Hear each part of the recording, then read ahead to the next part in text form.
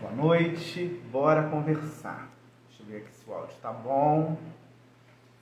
Hoje eu vou falar sobre o autismo, um assunto que eu já queria trazer dentro dessa nossa caminhada já faz algum tempo. Mas como eu também acredito que tudo tem o seu dia, momento e hora para acontecer, e foi assim porque quando eu encontrei a minha convidada de hoje, eu falei, é ela. E de pronto, ela aceitou estar aqui comigo. Então, o meu convite para essa próxima hora é que você fique muito à vontade para perguntar, para tirar a sua dúvida. Quando você escuta falar sobre o autismo, o que vem na sua cabeça? Você conhece alguém, uma mãe, uma criança, que vive dentro dessa realidade? Olha, de uns 10 anos para cá, a gente começou a ouvir falar mais. Mas hoje você tem a informação, você pode buscar a informação. Mas como é que ela funciona para quem não tem essa possibilidade de ter isso perto, próximo? Como é que isso funciona? Então, é um assunto que é delicado, mas que a gente precisa sim falar e se informar mais sobre ele. Quando eu decidi me debruçar mais sobre esse assunto, eu já comentei aqui, eu trabalho numa instituição que cuida de crianças com doenças raras. E lá também existem crianças com autismo. E o que eu escuto, né, eu sou jornalista nessa instituição, e o que eu escuto dessas mães é que elas não têm visibilidade. Né? A escuta, ela não acontece. E aí, quando você está dentro de uma comunidade, né, vamos levar isso aí, vamos abranger isso, que de repente só tem você e seu filho vivendo essa realidade, como é que faz? Se as políticas públicas, né, onde o local em que você está buscando o tratamento, ele não te assiste, você não se sente acolhida, como é que você faz? Em alguns depoimentos que eu vivenciei, né, presenciei, de mães falando, eu estava no médico, mas não senti que o médico foi... não me abraçou diante daquilo que eu estava falando. E aí a questão será que não falta mais profissionais preparados para receber essa mãe? Vamos jogar agora para a escola. As escolas, elas estão preparadas para receber essa criança? De novo, lá na instituição que eu trabalho, no Refazer, tem mães que falam, olha, o meu filho ele não pode ficar sozinho, ele precisa ter alguém com ele. Mas será que o professor, né, ele tem essa capacidade, quer dizer, tem esse preparo, ou ele já deveria ter? Como é que a pedagogia funciona dentro da escola? Então você vê que é um assunto que ele vai entrando dentro do outro. Eu estou aqui falando, mas a minha convidada ela não entrou ainda. Então eu vou dar uma saidinha, vou ver o que aconteceu e já volto. Tá certo? Pode ter acontecido algum atraso. Eu já volto. Fica por aí.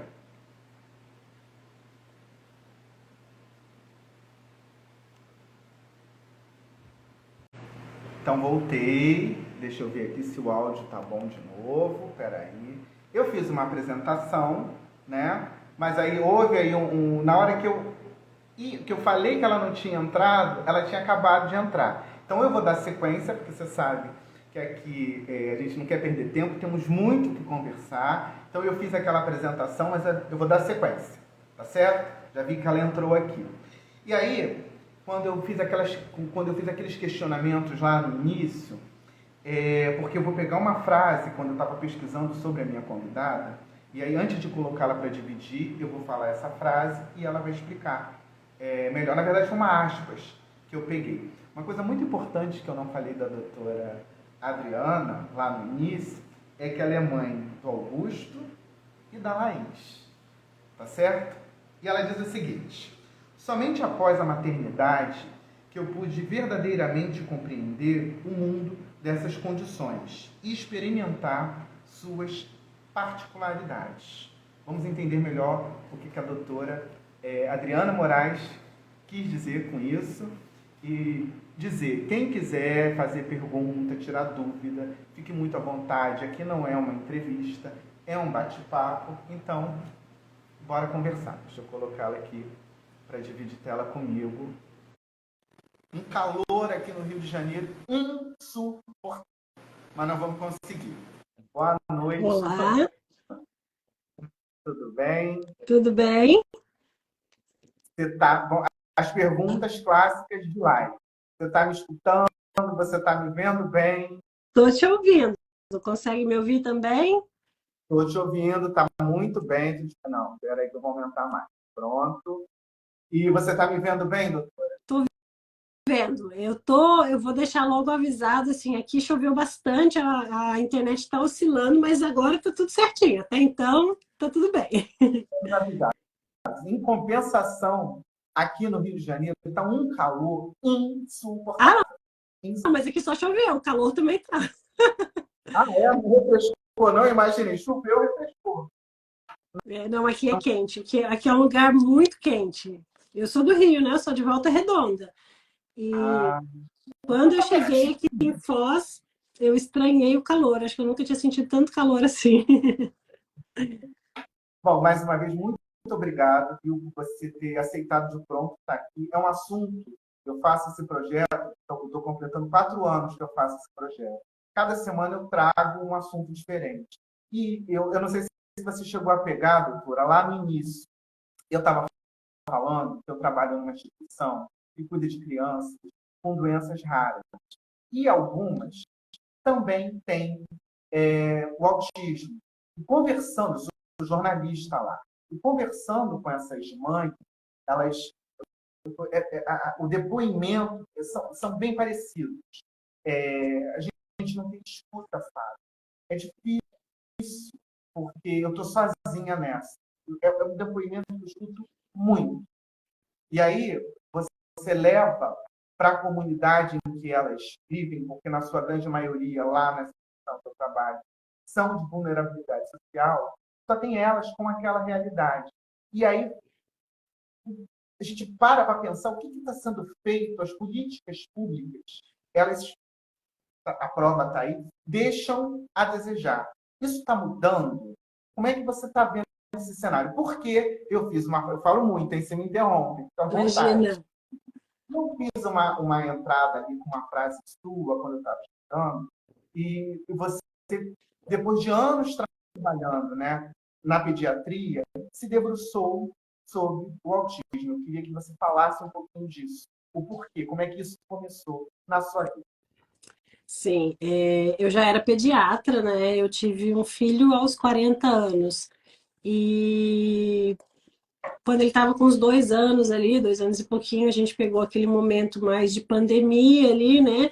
E foi um momento que todo mundo ficou em casa e tudo, então a gente acaba observando, começou a perceber alguns comportamentos, né? Eu sempre trabalhei, ele ficava com a minha sogra, e aí eu comecei a perceber alguns comportamentos, mas assim, meu filho andou no tempo certo, falou no tempo certo, ele teve todo o desenvolvimento dele padrão, né? Ele não teve atraso de desenvolvimento. Pelo contrário, ele começou a falar muito cedo e muito certinho, falava assim, conjugando verbos e a frase muito bem formulada, que era uma coisa que chamava atenção, mas não, a gente tem o hábito de, né, quando é para mais assim, a gente, não, tá tudo certo. E conforme a gente voltou da pandemia, que começou a ir para a escola, ele começou a ter algumas dificuldades de socialização, algumas dificuldades de comportamento mesmo. Ele já fazia acompanhamento com uma psicóloga que já tinha, né, por conta de algumas dificuldades, e aí foi quando nós chegamos ao diagnóstico dele. Ele já tinha 5 anos. E quando a gente chegou ao diagnóstico dele, muitas coisas começaram a ser respondidas, mas outras dúvidas começam a surgir, né? Receber o diagnóstico de um filho, seja do que for, de qualquer tipo de transtorno, abre para a gente um caminho de incerteza muito grande. E veja, eu como pediatra conhecia muito pouco de autismo, né? Assim como todo mundo, eu entendia do autismo severo, aquele autismo que a gente conhece de filme, que a pessoa não fala com ninguém, que ela fica sozinha, que ela se isola completamente, né? Que é bem estereotipada, que tem todos aqueles sinais clássicos. Jamais passou pela minha cabeça que meu filho pudesse ter autismo.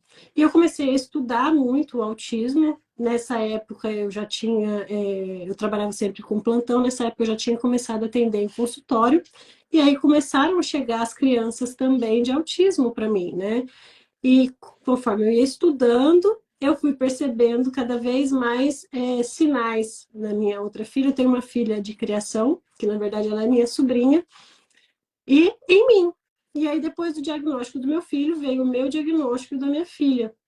E a gente começa a esbarrar em outras situações, né? Assim, a gente ainda tem muita dificuldade de aceitação pelas pessoas, ainda falta muita informação, né? Eu sempre brinco que a pessoa ainda acha, quando a gente fala que tem autismo, que você parece que toda a sua todo o seu desenvolvimento foi perdido, né? Eu brinco que eu costumo usar o cordão do girassol quando eu vou viajar e chega a ser cômico, porque quando a pessoa lê autista, dela começa a falar: olha, o seu lugar é como se eu não tivesse a capacidade de entender, como se eu não tivesse a capacidade de funcionar adequadamente ali, né, cognitivamente. Quando não é isso, a gente tem no diagnóstico de autismo várias características que elas têm várias gradações, né? Claro, a gente tem sim o nível 3, que é o nível severo, mas a gente tem o nível 1, que é o nível onde a gente tem maior funcionalidade, mas que tem o seu sofrimento, né? Eu sempre falo que se a gente consegue fechar um diagnóstico, é porque existe um transtorno, é porque existe alguma coisa que está fora do padrão, né? Doutora, eu também posso fazer aqui alguma À pergunta e você dizer assim, Fábio, olha, vontade, à vontade. pergunta boa, você me corrige, por favor. Porque quando você está falando aí, né, você foi falando dos meninos, é, então não necessariamente ele vai ser diagnosticado criança. Ele, Não, ele parece, é isso? Você não vem com ele. não. Não, você nasce autista e você morre autista. O que acontece é que nós temos níveis de suporte que são determinados pelos níveis de dificuldades ou falta de habilidade que o indivíduo possa ter. Por isso que a gente fala de espectro. E que as pessoas pensam no espectro como se ele fosse um arco-íris. E não é isso. O espectro ele tem e se entrelaça, né? Você não consegue separar onde começa o vermelho, onde vai o azul, onde está. As cores se misturam. E no autismo é exatamente isso. Você tem ali o que a gente chama de critérios, né? São os critérios diagnósticos, que são os sinais e sintomas, as características que obrigatoriamente a pessoa tem que ter. Então, a gente tem dentro do que a gente chama de critérios A, que é a parte de comunicação e socialização, você precisa ter algum déficit nessa área. E aí existe uma questão que todo mundo entende déficit como se fosse a pessoa não fala. Não, déficit, quando a gente fala em medicina, é tudo aquilo que sai do padrão. Então, eu tenho pacientes autistas que eles podem falar e falar até demais e não ter filtro e falar o que não é para falar. Eu tenho aquele que realmente não vai falar, eu tenho o que tem dificuldade para se comunicar. E tem toda uma gama imensa, né? Doutora Adriana, então, eu posso dizer que são níveis, né? É isso? A gente tem 3 níveis. Hoje, dentro do que está estabelecido, são 3 níveis. Então, identificar. Você poderia falar um pouquinho sobre cada um? Os níveis eles dizem respeito a nível de suporte.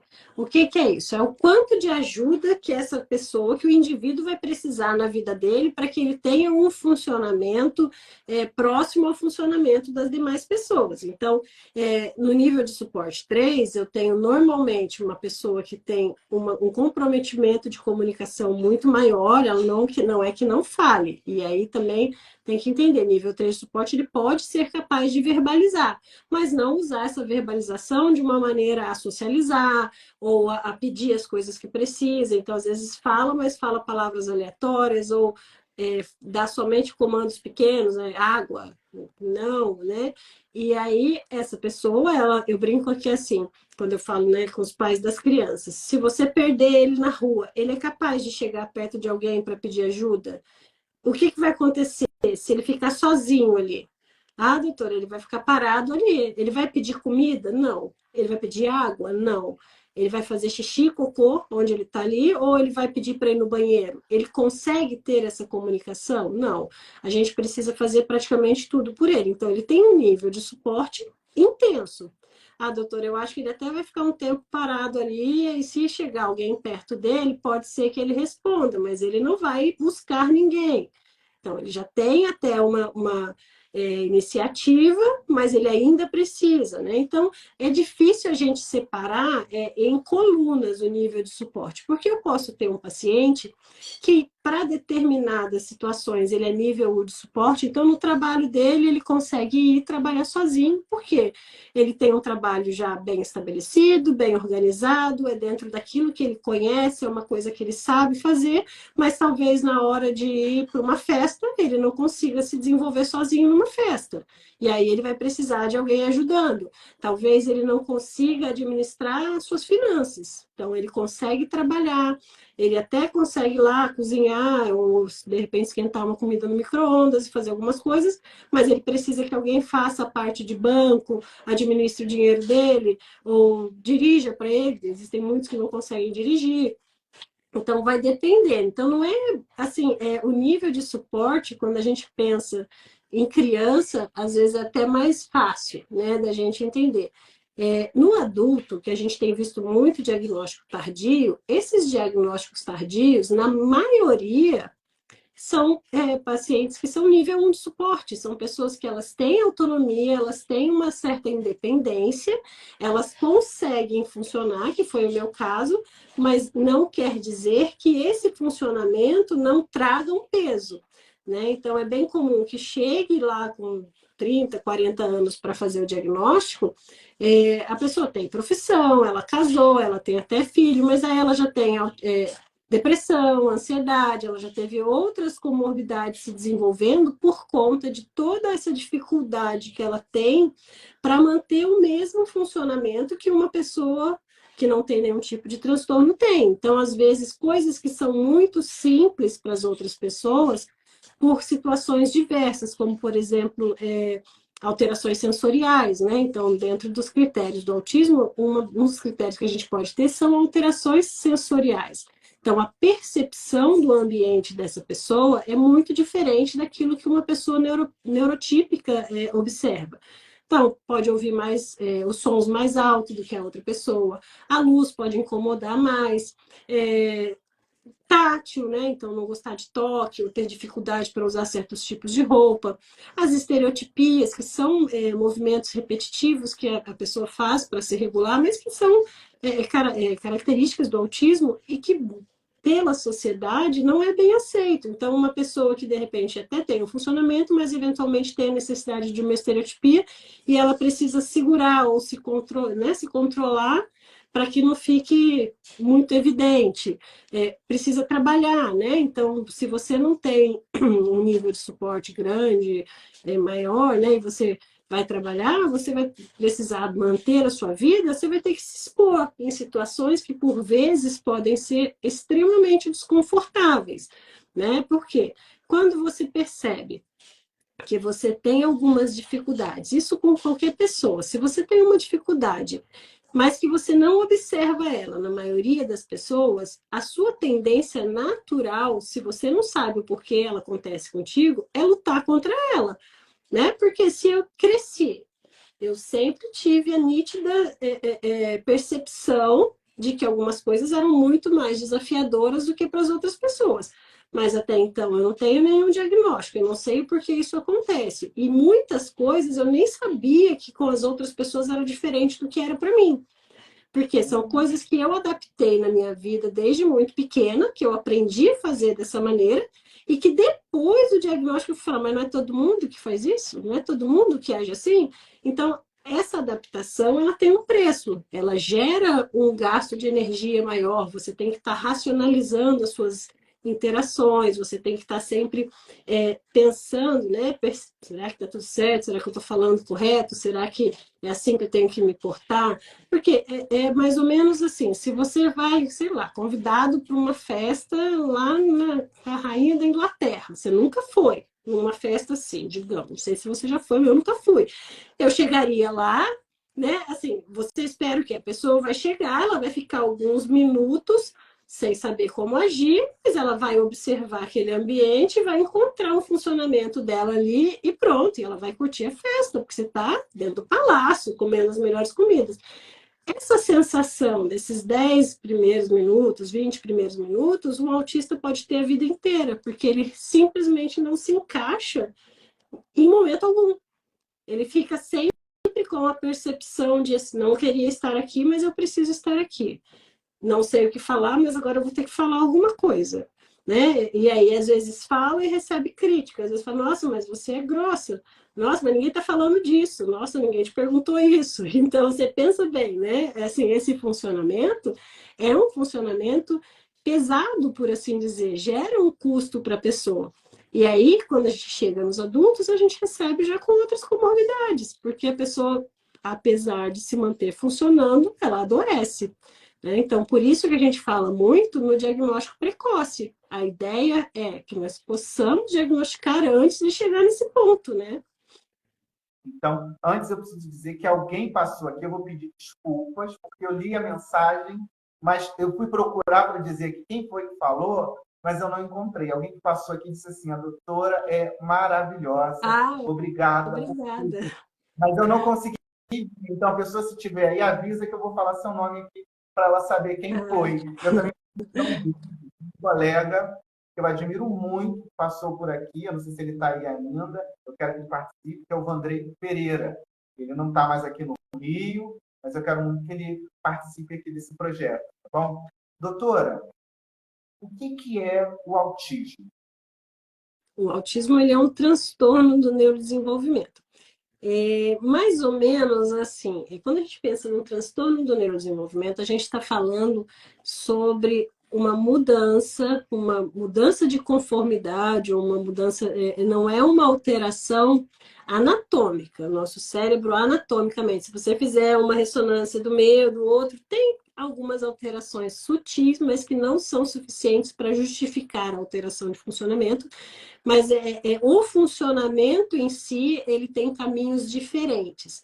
Né? Então, na hora de formar ali a trama neuronal, por onde passam os nossos impulsos, por onde vão, né? Onde o nosso cérebro funciona efetivamente, existe uma modificação. Algumas áreas funcionam menos, outras funcionam mais, outras funcionam de maneiras diferentes daquilo que seria esperado.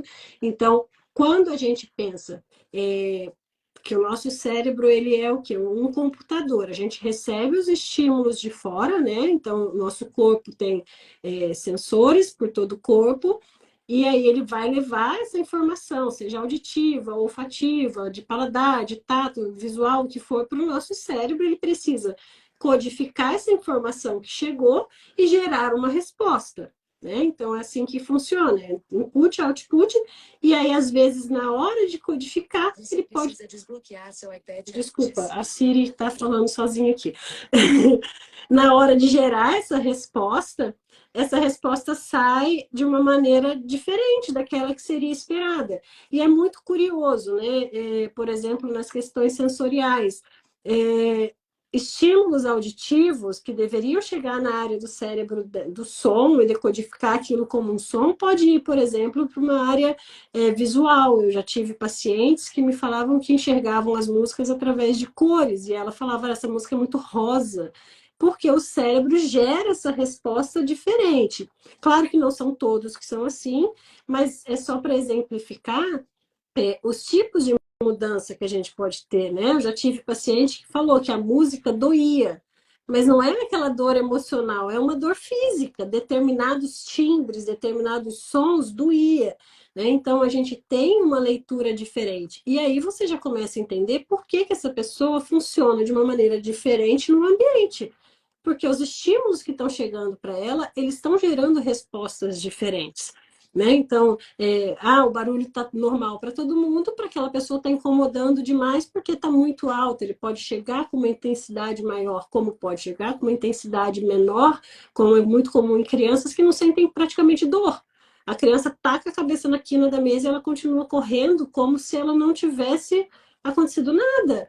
E isso, na verdade, é porque na hora que esse estímulo chega, ele provavelmente foi para uma área que não era para ir, foi para a área da visão. A visão vai gerar dor? Não, aí não vai acontecer nada.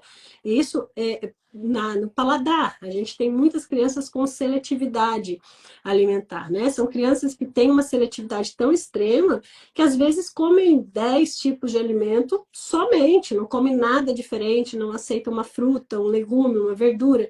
Porque esses sabores podem ser repulsivos, porque essa textura no toque da boca ali pode ser repulsivo, pode ser uma coisa que é nojento, é feio falar isso, mas é que pode ser nojento para ele. Eu falo, olha, se você, eu sempre falo com os pais isso, né? Que às vezes eu tive muita seletividade alimentar. E eu lembro muito disso, que às vezes, né, eu sou de uma outra época, eu vou fazer quase 50 anos, então naquela época não tinha tanta informação assim.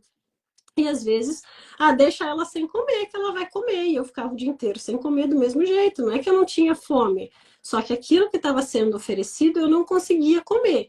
Né? Em alguns momentos, pega o chinelo que ela vai comer. E aí eu botava a colher na boca e conseguia ficar fazendo ânsia, porque aquela comida não descia, né? E eu falo isso, não adianta forçar. Imagine. Doutora, você está falando isso e tem uma criança, eu estou trazendo os meus exemplos, né? Porque eu estou com crianças lá no Refazer, né? E lá tem exatamente uma criança que acontece exatamente isso. Aí eu falo com a mãe assim, mas e aí? Ele não quer comer, ele não come. Aí fica com fome? Então, você está falando sobre isso? Que tipo de direção, de direcionamento eu posso dar para essa mãe? Na verdade, assim, a seletividade alimentar, se a gente estiver falando do autismo em si, ou mesmo de qualquer outra pessoa que tenha, né? A gente tem pessoas que têm transtorno do processamento sensorial, que também podem ter isso, ela é muito difícil de ser tratada. Não adianta deixar a pessoa com fome, porque se aquilo, eu falo assim, ó, se eu te deixar o dia inteiro sem comer, tá? E falar para você assim, você só vai comer barata hoje, só tem barata. Não, mas eu não quero. Então fica com fome que você vai comer a barata. Tá aqui, ó, tem a barata para você comer. Você vai comer? Você não vai comer do mesmo jeito. Talvez você coma na hora que você estiver quase morrendo, que você começar a alucinar. Talvez, pode ser. Mas você não vai, porque aquilo para você é nojento. Aquilo para você é uma coisa que você não relaciona como algo apetitoso, algo que te abre o apetite. A gente come com todos os nossos sentidos. Se aquilo em algum dos seus sentidos é repulsivo, né? Por exemplo, não sei se você gosta, mas dobradinha. Tem gente que ama, eu não suporto nem o cheiro. Jamais pode ser a delícia que for, eu não vou comer porque aquele cheiro. Então, assim, não adianta. Quando a gente pensa em tratamento da seletividade alimentar, eu posso ter no autista seletividade por alteração sensorial. Eu posso ter por rigidez. Existem pessoas, né, autistas que têm muita rigidez cognitiva e ela estabelece um padrão. Então, ela só come aquilo. Só come arroz com feijão e a carne, o arroz não pode encostar no feijão. É um padrão que ela estabelece. A Jaqueline, ela está dizendo aqui, muito difícil a seletividade alimentar, faço ânsia constantemente. A seletividade, ela é muito difícil e ainda mais no adulto, porque todo mundo entende, para, isso é frescura, você já é adulto, em teoria você deveria ter controle, né? Não é, gente, não é uma coisa, não é uma escolha, eu quero ser chata, lenta e eu não vou comer, não. Não funciona assim, na hora que entra no meu corpo, se você estiver comendo alguma coisa que está te fazendo mal, você vai expelir, é natural, o corpo vai colocar para fora. O meu corpo identifica aquilo como algo que não seja bom. Eu falo assim, hoje eu não tenho seletividade assim extrema. Eu tenho alguns padrões, assim, eu fico meses comendo a mesma coisa do café da manhã, né? Mas, por exemplo, se eu estiver comendo um purê, que eu sei que a textura do purê tem que ser de purê, macia, se eu achar alguma coisa crocante ali, é imediato, eu vomito na hora, porque não era para estar ali. Eu me preparei para comer uma coisa crocante. E não é porque, é fresca, né? Não sei. Então, assim, é uma coisa instintiva, né? O corpo joga para fora. E na criança isso é mais difícil ainda, porque eu, enquanto adulta, talvez em determinado lugar eu até faça náusea, mas eu seguro a onda ali, ou eu cuspo disfarçadamente. A criança vai fazer um auê, vai jogar tudo ali. Então, a gente precisa ter muito cuidado, né, com essas coisas assim, vamos deixar com fome, não quer comer, não come. Se depende muito do que você está fazendo, né? Então, assim, às vezes eu tenho criança que, ele só come arroz, batata frita, tem alguns que estabelecem o padrão que tem que ser tudo meio branco, pálido e crocante. Só come isso. Então, como que a gente vai trabalhar? Bom, se ele só come batata frita, vamos começar tirando a batata do óleo e tentando fazer na air fryer.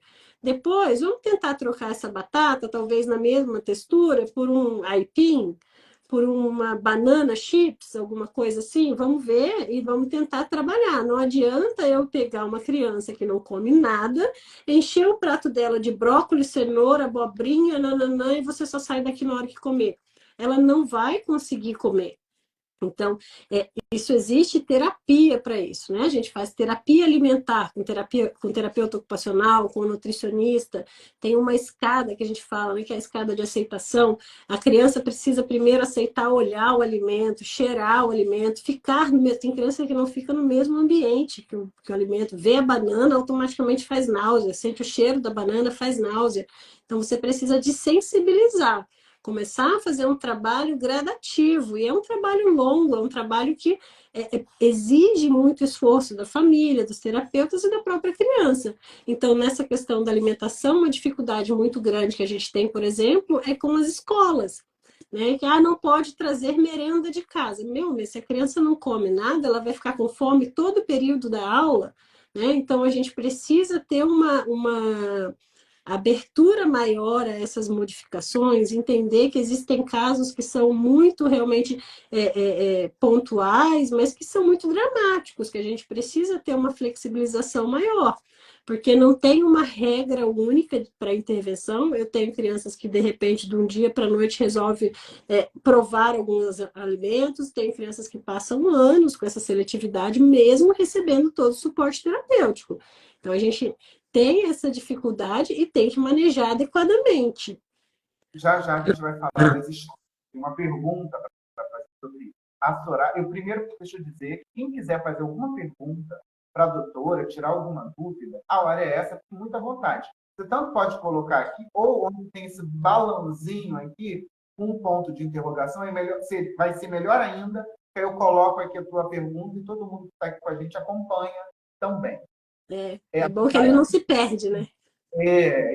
Exatamente. A Soraya disse assim: quanto conhecimento compartilhado aqui. Estou entendendo tantos detalhes. Muito obrigada. A ideia e a doutora ela fala tão bem, né? Ela explica de uma forma tão simples para a gente.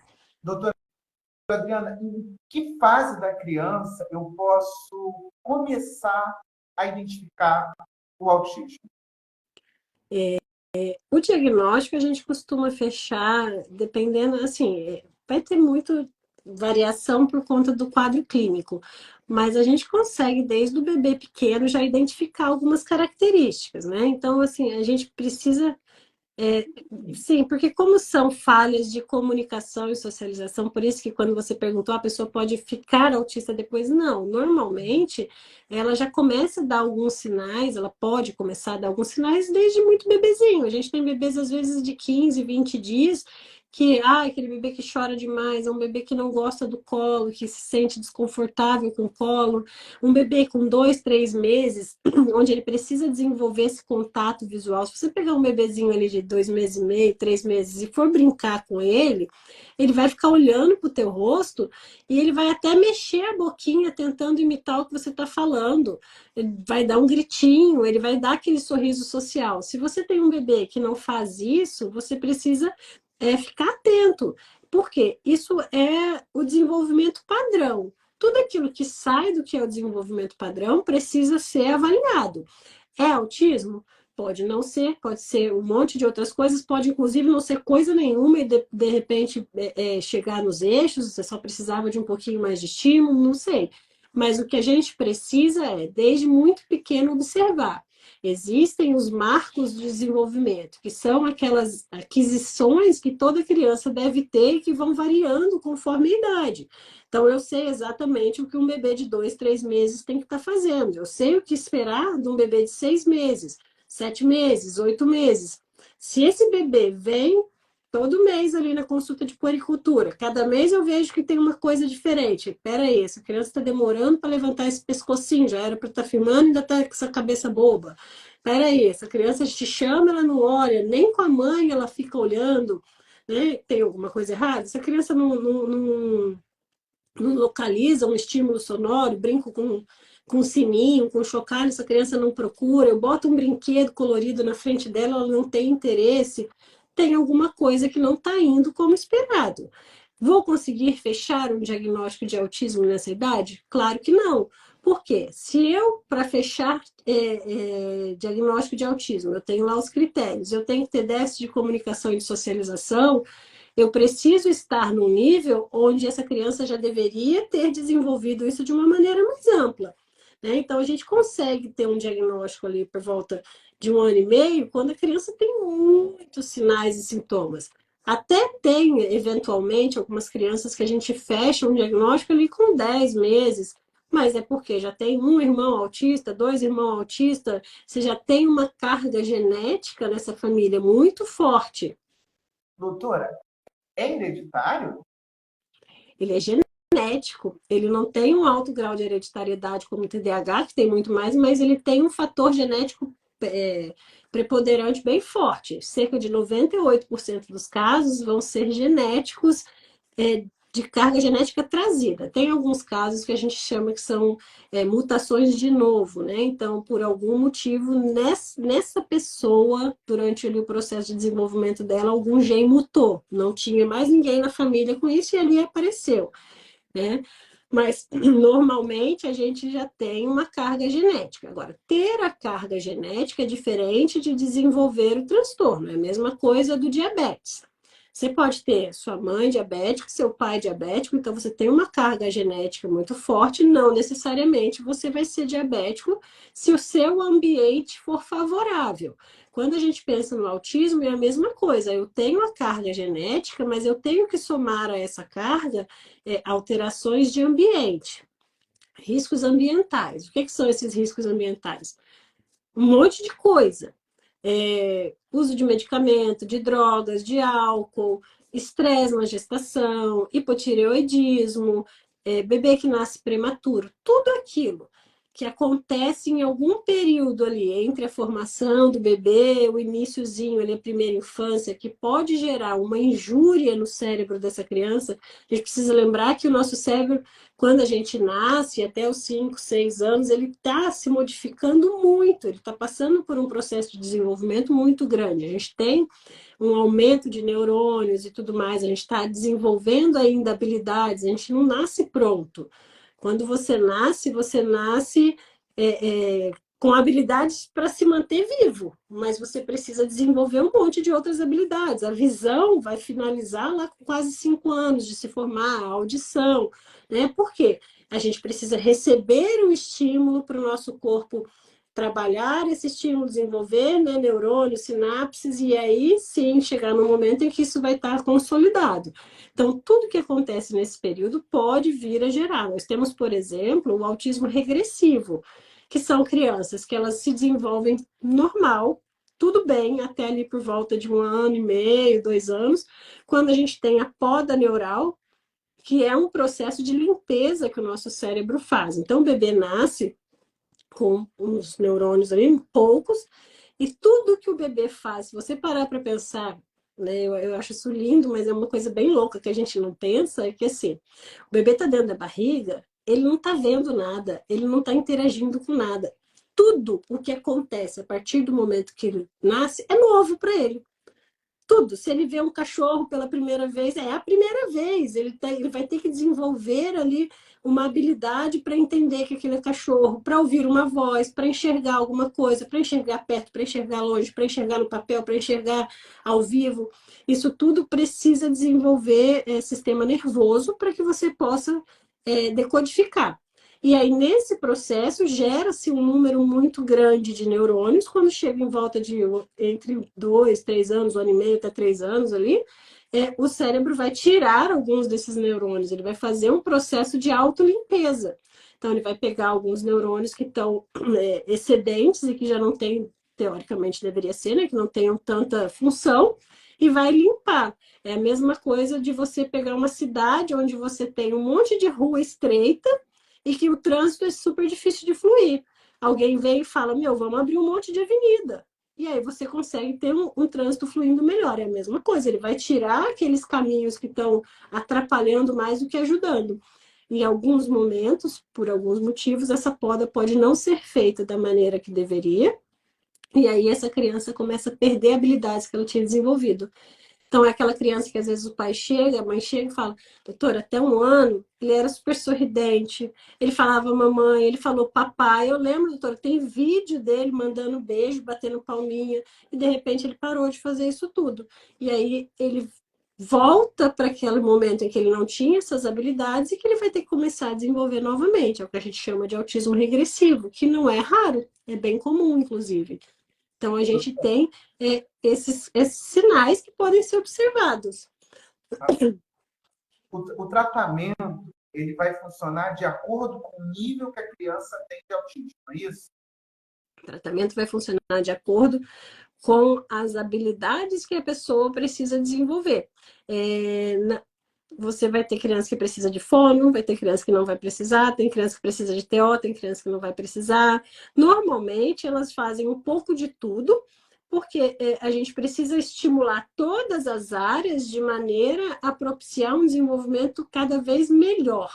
Né? A gente faz um intensivão do desenvolvimento. Eu falo que assim, parece que a gente sabe que tem algum fio desencapado ali, então eu preciso estimular demais, porque eu não sei qual é o fio que está desencapado. Em algum momento eu vou acertar e essas coisas vão fluir, porque as nossas habilidades, elas são crescentes. Né? Então, eu preciso desenvolver as habilidades de uma maneira gradativa. Então, para falar, por exemplo, todo mundo se preocupa muito, é mais comum chegar, as crianças que chegam mais cedo para a gente são as que têm atraso na fala, porque normalmente é o que incomoda a família. Né? Ah, não está falando, ou fala pouco. E aí você pensa, olha, não, doutor, é porque ele não fala. Eu vou mandar para fono? Depende. Às vezes, essa criança não tem habilidades básicas como olhar nos olhos. Ele não vai falar se ele ainda não tem nem a percepção da minha presença, se ele ainda não tem o interesse em ter uma troca de comunicação. Porque a fala é o quê? É socialização, é comunicação. Eu só falo se eu quiser falar com você. Se eu achar que para mim é necessário falar alguma coisa com você, se eu achar que isso vai ter algum benefício para mim, né? A fala tem essa função. Se essa criança ainda está tão ensimesmada, está tão fechada ainda ali, que ela ainda não saiu para olhar que essa comunicação pode ter uma vantagem, como que eu vou ensinar ela a falar? Eu preciso ensinar outras coisas, eu preciso ensinar ela a olhar, eu preciso ensinar ela a prestar atenção no outro, às vezes a atender um comando, porque às vezes ela está tão desligada que ela nem ouve o que a gente está falando, você fala e ela te ignora, você precisa ensinar isso antes de chegar no falar, você tem um caminho longo. Então, todo mundo vai precisar da fono? Nem sempre. Todo mundo vai precisar do TO? Nem sempre. A gente vai ter que ver o que tem de dificuldade, qual é a dificuldade na vida dessa pessoa e você vai agir em cima dela, né? As terapias vão estar ali. Mas, de uma maneira geral, para as crianças, principalmente, a terapia é comportamental. Por quê? A dificuldade é comportamental. Eu não falo, a criança não fala com você, não é porque ela não tem a capacidade anatômica ou que não funciona. Ela não quer, seu comportamento, ela ainda não quer falar contigo. Às vezes a criança, os pais chegam e falam assim, nossa, ela é super independente, doutora. Ela pega tudo sozinha. Uma criança de 2 anos que arrasta uma cadeira para subir na cadeira, mas ela não fala, porque ela não quer ainda ter essa troca, ela ainda não tem essa habilidade. Eu preciso ensinar. Porque o que é mais fácil? Eu falar para você, pega para mim, ou eu pegar uma escada e escalar 1000 coisas, né? Então, o nosso cérebro, ele sempre vai buscar fazer, né? Deve, pelo menos por uma questão até de sobrevivência, fazer as coisas da maneira mais fácil para que ele possa economizar em energia, né? O nosso cérebro ele é o órgão que mais gasta a nossa energia, então ele sempre vai buscar o caminho mais fácil. Se a criança está fazendo o mais difícil, isso não é porque ela é independente, isso é porque tem algum problema nessa comunicação, nesse desenvolvimento da criança. O natural é que a criança venha até a família para buscar, né? Então a gente precisa também entender isso. Tem uma pergunta aí. A Dayana, ela fez um comentário. Antes de ler a da Soraya, a Dayane, ela fez um comentário interessante. Ela disse, a intervenção, quanto mais cedo, melhor, com a equipe multidisciplinar, ela vai ser completa. Eu acho que é isso, complementa. Muitos não têm condições, pelo Sistema Único de Saúde. Impossível. A Dayane, ela colocou aqui uma questão que eu falei lá no início, lá na abertura, né? Como é que funciona pelo SUS? Não Não funciona? funciona, né?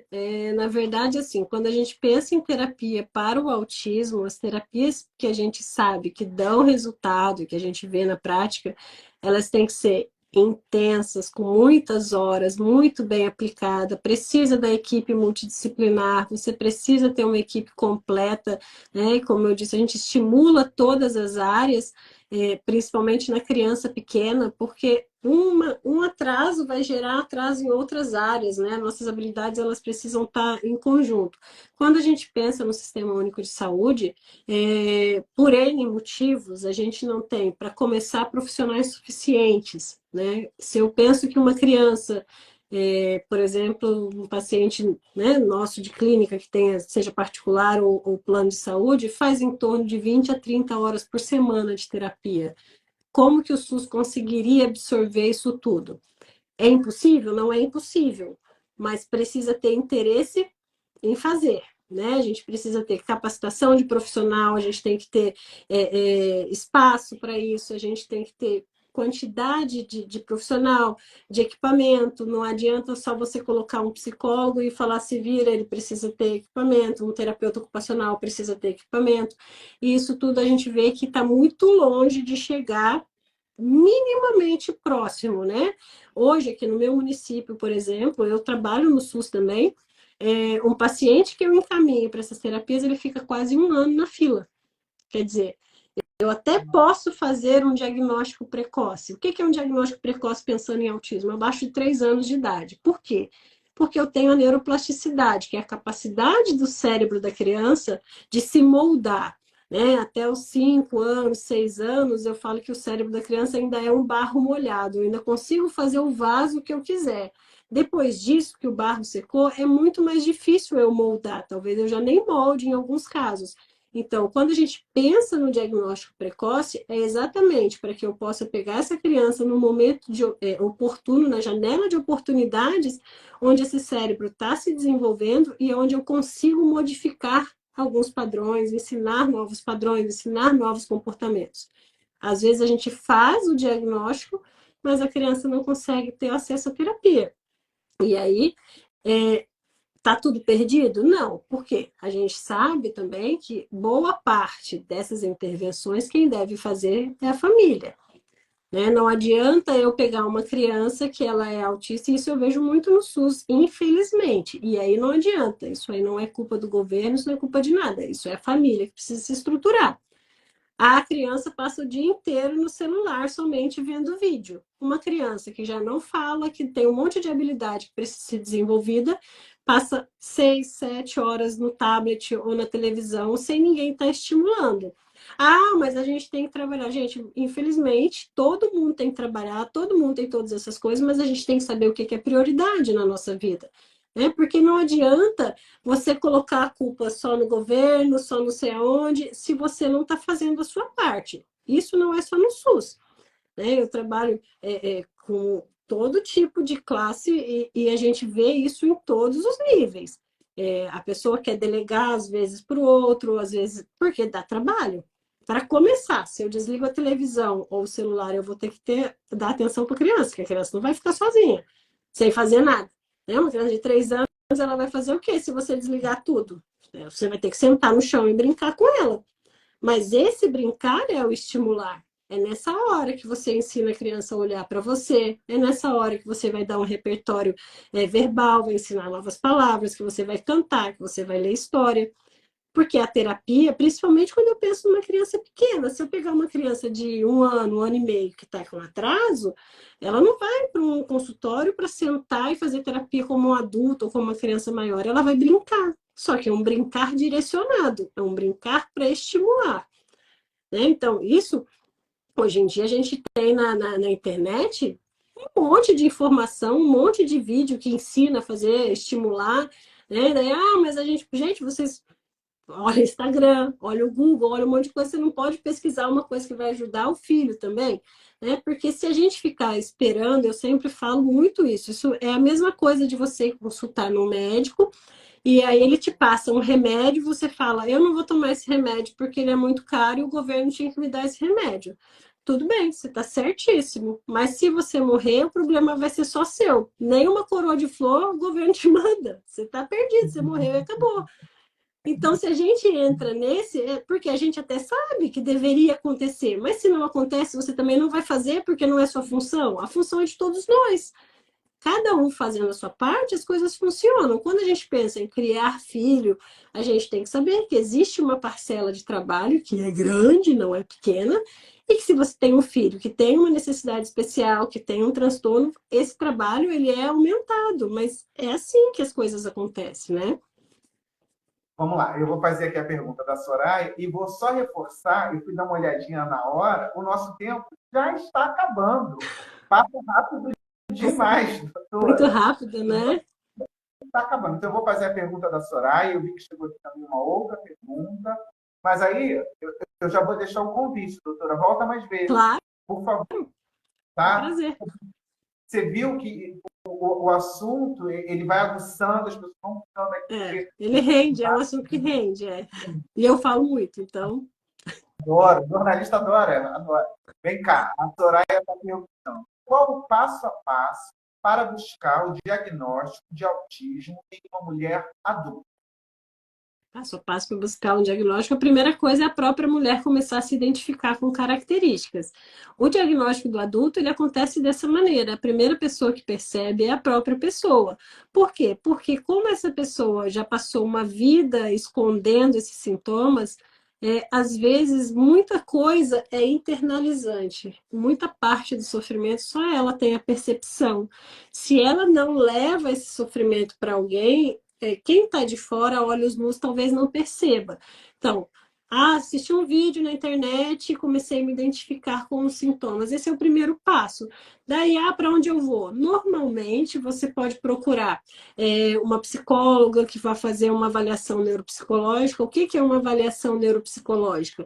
Ela vai juntar informações desde a infância, porque é um transtorno do neurodesenvolvimento. Então, tem que ter começado lá atrás. A pessoa não pode chegar, teve tudo normal até os 30 anos, e aí, de repente, agora eu não gosto de falar, eu tenho insegurança, isso provavelmente é depressão, é outra coisa, isso não é autismo, porque o autismo, ele é um transtorno do neurodesenvolvimento, e ele vai se manifestar na infância. A diferença é que ele vai se manifestar em graus que às vezes podem ter passado despercebido. Se a gente parar para pensar, é só olhar quem for mais velho, né? Porque hoje em dia todo mundo fala assim, na minha época não tinha isso. Vai dizer que não tinha ninguém esquisito na sua sala, que todo mundo falava, fulano é estranho, deixa ele lá. Né? É claro que tinha, né? Ó, gente, é brincadeira, tá? Eu sei que não é politicamente correto falar isso, hoje em dia tem que tomar cuidado, mas é isso. A gente olha para trás e lembra que tinha um mais caladão, que todo mundo falava, porque na nossa época, na minha época, não chamava bullying, né? Isso era só brincadeira mesmo. Então a gente falava, fulano esquisito, fulano não sei o quê. Tinha. E essa pessoa não recebeu o diagnóstico, então ela passou a vida dela inteira vivendo. Então, se você consegue identificar né? Que desde lá de trás, porque eu trabalho com, embora eu seja pediatra, eu trabalho com diagnóstico em mulheres, né? Depois que eu tive o meu diagnóstico, eu comecei a estudar muito, então eu trabalho. E o que eu vejo é isso, a pessoa se identifica, mas quando ela vem para consulta, ela fala, doutora, eu sempre fiquei sozinha, eu sempre tive poucos amigos, às vezes estudou a vida inteira no colégio e saiu sem um amigo, não tem contato com mais ninguém. Se você olhar para as pessoas de uma maneira em geral, você vai ver que isso não é o natural. Você ficou 8 anos estudando no mesmo lugar, indo todos os dias para lá e você não se vinculou a ninguém. Por quê? Porque você é ruim? Porque não, é porque você tinha uma dificuldade e essa dificuldade ela é bilateral. Porque se eu tenho dificuldade de me chegar até você, você também não vai se chegar até mim sozinho, porque você vai falar, sei lá, ela parece que não quer falar com ninguém, ela não dá muita abertura, ela é muito reservada. Então é natural, você tem até colegas, mas sai sem amigos. Ah, eu preferia ficar sozinha lendo meus livros, mas eu não gostava de falar. Ah, eu me casei, mas foi porque eu conheci meu marido, ele foi meu primeiro namorado, a gente casou e tá até hoje, tem 30 anos, e ele é o único amigo que eu tenho. Então, a pessoa vai chegar com essa história de uma vida, ela não vai chegar com uma história recente. Na avaliação neuropsicológica, existem testes que vão ser feitos, né? Algumas escalas que a gente fala, que a gente aplica, que são o quê? Se eu estou comparando você com uma população em geral, existe uma média de resposta que é tolerável de sair do padrão ou não, porque todo mundo pode ter uma ou outra característica. Se eu saio dessa média e eu começo a ter muita alteração, isso daí já é um transtorno. O que que é um transtorno? É tudo aquilo que dificulta o funcionamento. E aí, às vezes, né, isso acontece muito com o homem, quando o homem chega para o diagnóstico, ele fala, não, mas eu não tenho problema nenhum com isso. E a mulher fala, mas eu tenho, porque a gente não consegue conversar, porque você não sai para lugar nenhum. O transtorno pode estar sendo um problema na vida daqueles que estão à sua volta. Você talvez esteja bem adaptado, mas o seu funcionamento gera prejuízo na vida de outras pessoas. Então, identificou isso, fez os testes, eu faço um comparativo, eu vejo, não, realmente, essa menina está bem fora do padrão. A gente vai explorar essas informações e a gente vai ter que ver se preenche os critérios. Se preencher, vai fechar um diagnóstico. Mas quem faz a avaliação neuropsicológica, a princípio, normalmente é o psicólogo. Quem faz o laudo é o médico. Pode ser clínico, pode ser o neurologista, pode ser o psiquiatra, pode ser algum médico que entenda de autismo. Porque senão ele vai falar, como que você é autista se você casou? Como que você é autista se você tem filho? Você tem até faculdade, não pode ser autista. Então, isso é muito comum. Se a pessoa não sabe do que é autismo, se a pessoa não entende de autismo nível 1, se a pessoa não entende dessas nuances que a gente pode ter, ela vai dizer e ela vai desmerecer a queixa, né, do paciente e o paciente vai continuar com aquele problema. E aí o que que é comum? Já teve diagnóstico de depressão, ansiedade, toque, sei lá o que, mas ninguém dá um diagnóstico de autismo. Quando você vai ver, doutora, mas eu já tratei depressão, mas eu não melhoro, eu já tratei ansiedade, nada melhora, nada preenche essa lacuna que tem na minha vida. E aí você vai ver, na verdade, a pessoa tem realmente autismo. Olha, alguém perguntou aqui se a live fica salva porque o celular está descarregando. Vai ficar salva aqui nesse perfil. Eu vou colocar em todas as plataformas de áudio. Então você vai escutar onde você quiser, ver onde você quiser, vai para o YouTube. Alguém também fez mais alguma pergunta que eu esqueci, me perdoa. Eu vou fechar com a pergunta, a hora passou. Eu tinha um monte de pergunta ainda para fazer. Mas aí é bom, porque nós vamos voltar a conversar, tá certo, doutora Adriana? Para a Sim, gente com certeza. vou fazer aqui a pergunta da Musa Bom Sucesso, que ela diz o seguinte: quais os princípios básicos para fechar o diagnóstico do autismo? Tem que preencher os critérios, né? Então, a gente tem dentro dos critérios A, são os déficits de comunicação e socialização. Dentro dos critérios B, a gente tem interesses restritos, rigidez comportamental, estereotipias, alterações sensoriais. Então, normalmente, quando a gente pensa em alteração de comunicação e socialização, a gente pode ter desde a pessoa que não fala até aquela pessoa que fala, mas ela só fala de determinados assuntos, que fala, mas só fala em determinados momentos e que só fala sobre aquilo que ela sabe. Se tiver numa conversa social, não consegue. Eu posso ter aquela pessoa que fala, que conversa, mas que depois ela te refere assim, olha, eu até converso, mas eu converso ali por uns 5 minutos. Passou disso, eu começo a passar mal, porque já é demais para mim.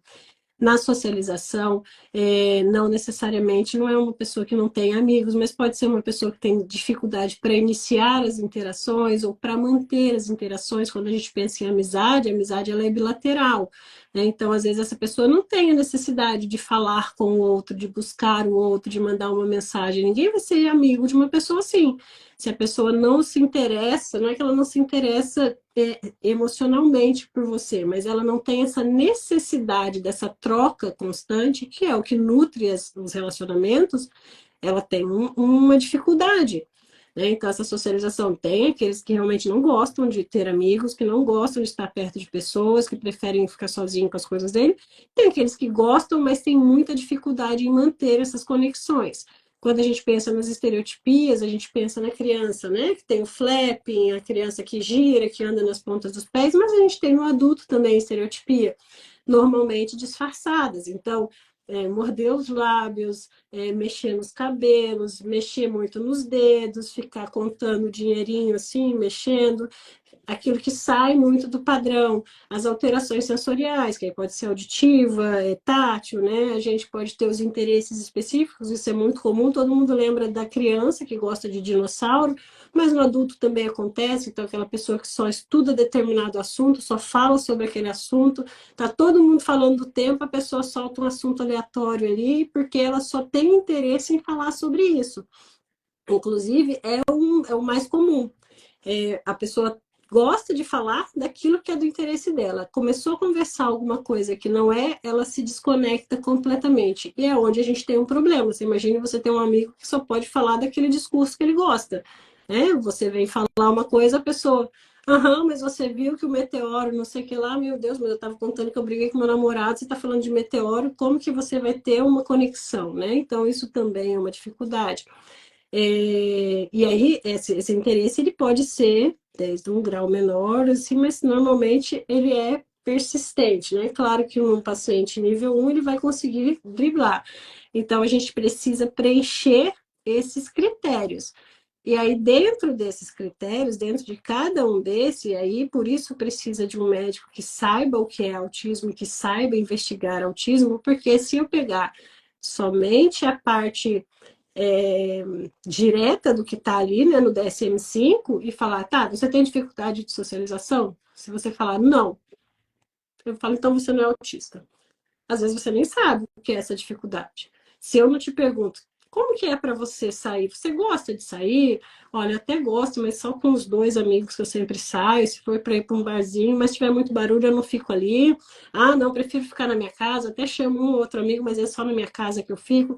Então a gente precisa entender que precisa aprofundar dentro de cada um desses critérios. Porque se eu pego de uma maneira geral, ou se eu quero comparar, por exemplo, as características que eu vou encontrar no adulto com aquilo que eu encontro na criança, eu também não vou fechar um diagnóstico.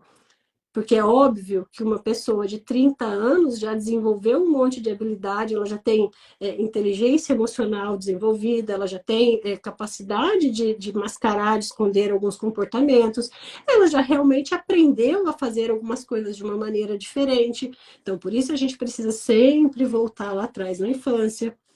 Então, o diagnóstico, ele não é difícil para quem entende. Se a pessoa ficar na superfície, ela não vai fechar diagnóstico, principalmente numa pessoa adulta ou que não tenha um nível maior de suporte. Né? Mesmo numa criança nível 1 de suporte, você precisa saber explorar. Exato. E aí, para a gente fechar, prometo, a Pri, um beijo, Pri, está fazendo uma pergunta que eu acho também muito pertinente. Ela diz o seguinte: a criança não olha nos olhos. Pode ser autista? É um bebê de 6 meses. A criança precisa olhar. Pode ser autismo?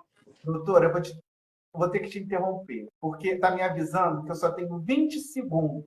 Então, ele vai me derrubar, o bonitão aqui no Instagram vai me derrubar, e aí A eu gente volto.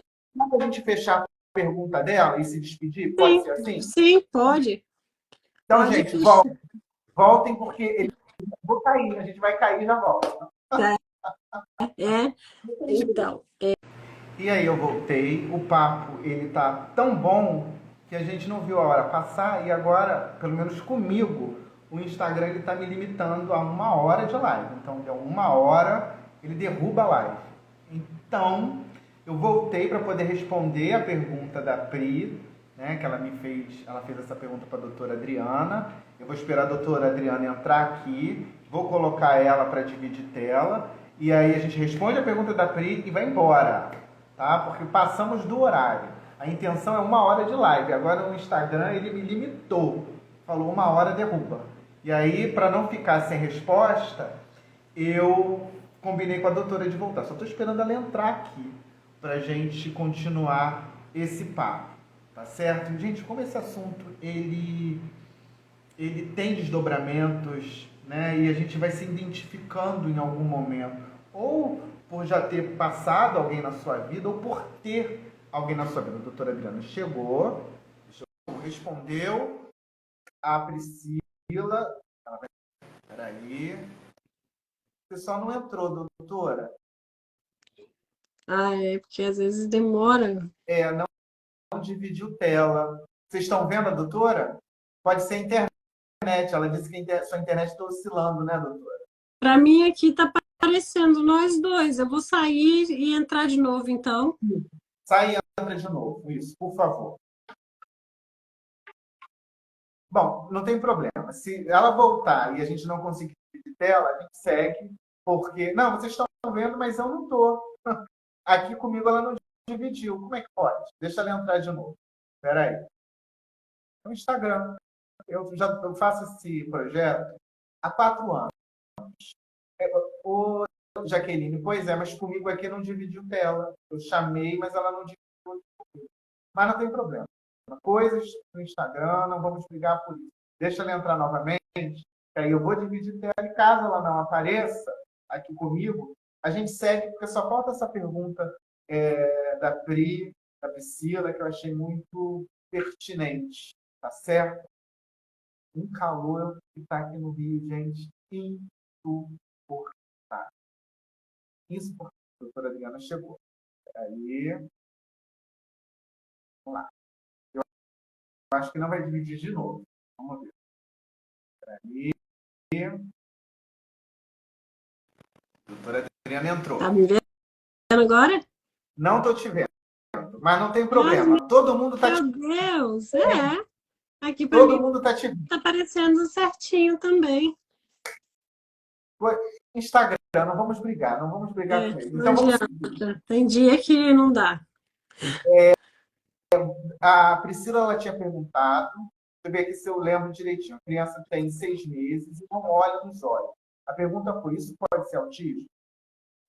Pode ser autismo, mas uma característica isolada, a gente não vai fechar esse diagnóstico com uma única característica. A gente tem um conjunto de características que precisam estar presentes. Mas se eu tenho uma criança de 6 meses que ela já deveria estar tendo essa troca e ela não está fazendo, ela precisa ser avaliada. Pode não ser autismo, mas normal, natural não é. Por quê? É uma questão de sobrevivência. Essa criança precisa desenvolver habilidades. É só a gente pensar, né, para quem acredita nisso, que a gente vivia lá na época das cavernas e vivia num grupo e um bebê não sabe fazer nada, ele depende de estar sob a proteção dos demais. E como que a gente cria essa conexão? Como que o bebê cria uma conexão com aquelas pessoas que estão próximas, fazendo essas trocas afetivas e sociais, né? Então, o bebê sorri. Eu tinha um professor na faculdade que dizia que Deus fazia o bebê bonitinho para a gente não matar ele, porque ele chora, ele tem cólica. Aí você olha e fala, tá, eu tava com raiva, mas é tão fofinho, né? E é isso, se a criança não ri, se a criança não tem essa troca, né? Então, às vezes, a criança até olha, mas é aquela criança carrancuda que você quase tem que se descabelar para arrancar um sorriso dela. Gargalhada ninguém nunca viu. Um bebê de 3, 4 meses, se você fizer perto dele, ele já kkkk, já começa a rir, é natural. Ele já entendeu que quando ele ri, assim, todo mundo acha bonitinho e ele ganha mais atenção. Porque como que ele vai ser protegido? Chamando a atenção das pessoas para estar próximo a ele. Como que ele vai aprender? Observando os que estão em volta. Então, ele precisa olhar, ele precisa observar. Eu só sei fazer expressões faciais se eu já vi alguém fazendo, né? Então, eu sei, bom, eu até faço, posso fazer sem uma função, mas eu sei o que é estar triste se eu já vi alguém com uma cara de triste, o que é estar alegre, né? O bebê, ele começa a fazer essas observações desde muito pequenininho, ele conhece inclusive o timbre da nossa voz. Se você falar para ele, não, ele para o que está fazendo sério e olha e fala, deu ruim pro meu lado, alguma coisa aqui não fluiu. Você fala, não, que lindo! Ele vai continuar, ele vai rindo, porque ele consegue perceber essas sutilezas, que são parte da comunicação e da socialização. Se esse bebê não está tendo essa observação, se ele não faz um contato visual, né, com ninguém, porque às vezes o bebê faz com a mãe, obrigatoriamente, o primeiro sinal é fazer contato com a mãe. Quem que é o primeiro rosto que o bebê identifica? Por que que na amamentação, né, o bebê fica ali a 30 centímetros, ele consegue enxergar o rosto da mãe, ele cria essa conexão com a mãe. Se ele tem esse distanciamento muito intenso, algo não está indo como esperado. É autismo? Não sei, mas é um sinal de que algo não vai bem. Quando a gente pensa em fazer as avaliações, a gente não está buscando fechar diagnóstico, a gente está buscando não deixar passar coisas que possam estar saindo do que é esperado, porque às vezes é só uma questão de eu estimular e reconduzir essa criança para o desenvolvimento que seria esperado para ela. Mas um bebê de 6 meses que não faz contato visual, ele precisa ser avaliado, ele pode inclusive não enxergar, né? Então a gente precisa avaliar para saber o que pode estar acontecendo. Doutora, muito, muito, muito obrigado. Eu queria que você deixasse aí como é que eu faço para te encontrar. Você está atendendo? Você tem um consultório? Como é que são os seus contatos aí? Assim, eu trabalho, eu atendo em consultório, eu trabalho na Blua, aqui em Foz do Iguaçu, tem o linkzinho ali na minha bio. Eu trabalho pelo SUS também em Foz do Iguaçu e pela Blua eu atendo tanto online quanto presencial, crianças, adolescentes e mulheres. Desculpa. Olha, tantos Falei elogios. muito, fiquei com a garganta seca. Pega uma água. O pessoal aqui elogiando, dizendo que adorou. Quem está falando isso? Peraí. Eu quero falar o nome. Fugiu. Ih, não vou conseguir falar o nome. Fugiu aqui. É a Soraya. A Soraya, dizendo que adorou o nosso papo, esclarecedor, como você fala bem. Ela vai voltar. Estou combinando aqui já ao vivo aqui com ela. Nós vamos voltar, porque ó, eu preparei um monte de perguntas, eu acho que eu não fiz nem a metade. É sinal que o papo rendeu, que todo mundo que estava aqui com a gente participou, fez pergunta, e a ideia é exatamente essa, tá? A gente deixar aqui uma reflexão, que você, de repente, desperte para algo que você está vivendo, conhece alguém, você consiga ajudar. Acho que essa é a troca do Bora Conversar. Mais uma vez, então, muito, muito obrigado, viu, doutora Adriana? Então, é só seguir também a doutora Adriana nas redes sociais. Você pode também mandar uma mensagem para ela, que ela vai responder, e aí vocês vão conversar. Obrigado, doutora Adriana. Doutora Adriana. Gente, o que aconteceu com a doutora Adriana aí? Ela saiu da tela? Me ajudem, porque eu não estou vendo, né? Vocês sentiram aí que eu voltei e não dividiu tela. Jaqueline, a doutora Adriana está na tela aqui comigo? Me ajudem. Ah, ela saiu. Ah, que bom. Porque não dividiu tela. Ela voltou. É só para a gente se despedir. Vamos ver se vão deixar a gente se despedir, tá? O Instagram vai deixar. Vamos ver se vai dividir aí a tela. Acho que não vai. Pronto. Voltou, né, Oi, doutora? desculpa, eu não sei o que aconteceu, caiu aqui. Não, eu continuo sem te ver nessa segunda parte do nosso papo. Ah, Mas não tem. O agora eu também pessoal. não estou vendo, mas eu estou ouvindo, pelo menos. É um Instagram que está aqui pessoal com a gente. A galera É, está dizendo que adorou, que gostou do nosso papo, que gostou do nosso encontro. Vou dizer que vai ter aí uma parte 2, sim. tá certo? E você estava falando de como a gente te encontra. Então, termina só de falar aí como é que faz para te Ah, sim. encontrar. Então, eu trabalho então aqui em Foz, né? Quem quiser passear aqui, vir me ver pessoalmente, pode vir. Tem aqui as Cataratas do Iguaçu, tem o Paraguai para comprar muamba, que é um lugar bem bonito para passear.